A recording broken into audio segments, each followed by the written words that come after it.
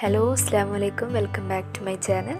അപ്പോൾ ഇന്ന് ഞാൻ വന്നിട്ടുള്ളത് സിമ്പിളായിട്ട് പെട്ടെന്ന് ഉണ്ടാക്കാൻ പറ്റും ഒരു ബീഫ് ബിരിയാണിൻ്റെ റെസിപ്പി ആയിട്ടാണ്.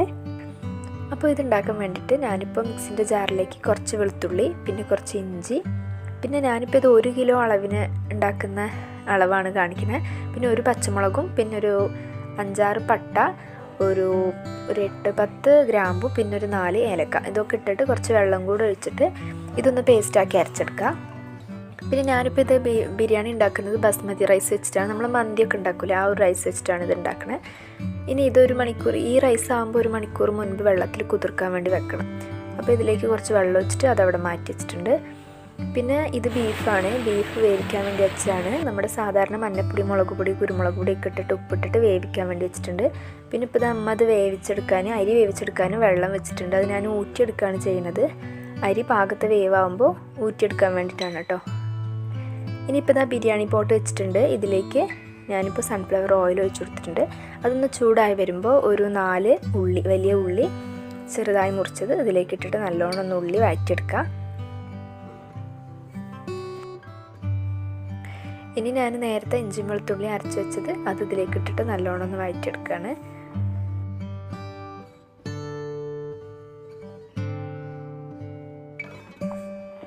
അതൊന്നായി വന്നാൽ ഇനി ഇതിലേക്ക് തക്കാളി മുറിച്ചതും കൂടി ഇട്ട് കൊടുക്കുന്നുണ്ട്. ഒരു 3 തക്കാളി മുറിച്ചത് ആണ് കേട്ടോ. ഇനി നല്ലോണം തക്കാളി ഒന്ന് വഴറ്റിയെടുക്കുക.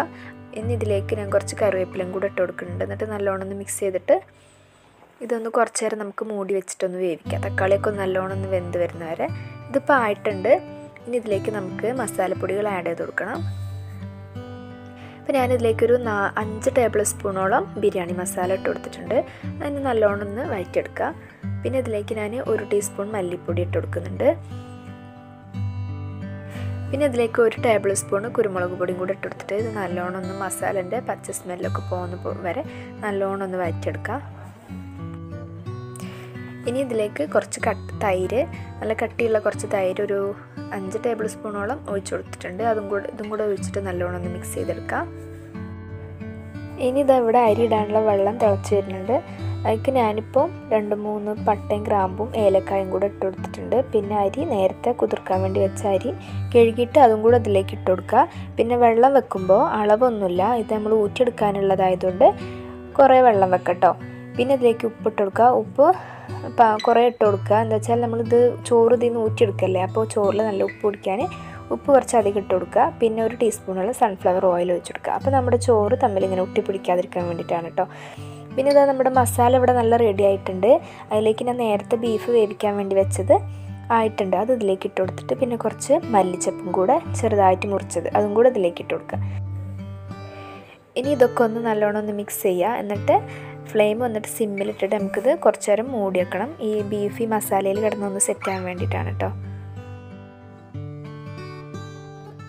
റൈസ് ആയിട്ടുണ്ട്. ഒരു ഏകദേശം ഞാനൊരു 15 മിനിറ്റ് വേവാൻ വേണ്ടി വെച്ചിട്ടുണ്ടാവും. നല്ലോണം വേകണ്ട, ഉടഞ്ഞു പോണ പോലെ വേകാൻ പാടില്ല. ഒരു പാകത്ത് വേവാകുമ്പോൾ അത് നമുക്ക് ഊറ്റിയെടുക്കാം.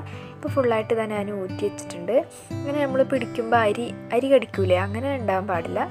ഒരു അത്യാവശ്യം പാകത്ത് വേവ്, ഉടഞ്ഞു പോകാത്ത പോലെ ആകുമ്പോൾ ഊറ്റിയെടുക്കുക. എന്നിട്ട് വെള്ളമൊക്കെ പോയതിന് ശേഷം നമുക്ക് ഈ മസാല ഇറച്ചിയിലേക്ക് ഈ ചോറ് മേലോട്ടിട്ട് കൊടുക്കാം. എന്നിട്ട് നല്ലോണം ഒന്ന് ലെവൽ ചെയ്തിട്ട് ഇതൊന്നൊരു 15 മിനിറ്റ് ഞാൻ അടച്ച് വെച്ചിട്ടുണ്ടായിരുന്നു. നല്ല ആവിയൊക്കെ വന്നു തുടങ്ങിയിട്ടുണ്ട്. അപ്പോൾ എടുക്കുക, മൂടി എടുത്തിട്ട് അതിൻ്റെ മേലേക്ക് കുറച്ച് മല്ലിച്ചപ്പ് മുറിച്ചതിട്ട് കൊടുക്കുന്നുണ്ട്. പിന്നെ കുറച്ച് പൊരിച്ച് വെച്ച ഉള്ളിയും കൂടെ അതിൻ്റെ മേലേക്ക് ഇട്ട് കൊടുക്കുക. എന്നിട്ട് ഞാൻ പിന്നെ കുറച്ച് ഒരു 5 മിനിറ്റും കൂടെ ഒന്ന് അടച്ച് വെച്ചിട്ടുണ്ട്. ഇനി തുറന്നിട്ട് നമുക്കിത് മിക്സ് ചെയ്യാം. അപ്പോൾ ഇത് നല്ല ടേസ്റ്റി ആയിട്ടുള്ള റെസിപ്പിയാണ് കേട്ടോ. അധികം മസാല, അധികം എരിവൊന്നും ഇതിലിട്ടിട്ടില്ല. കുട്ടികൾക്കൊക്കെ നല്ല ഇഷ്ടാവും ചെയ്യും. അപ്പോൾ ഈ ഒരു വീഡിയോ നിങ്ങൾക്ക് ഇഷ്ടപ്പെട്ടിട്ടുണ്ടെങ്കിൽ ലൈക്ക് ചെയ്യുക, ഷെയർ ചെയ്യുക, പിന്നെ ഫ്രണ്ട്സ് ആൻഡ് ഫാമിലിക്കൊക്കെ ഷെയർ ചെയ്തും കൊടുക്കുക. താങ്ക്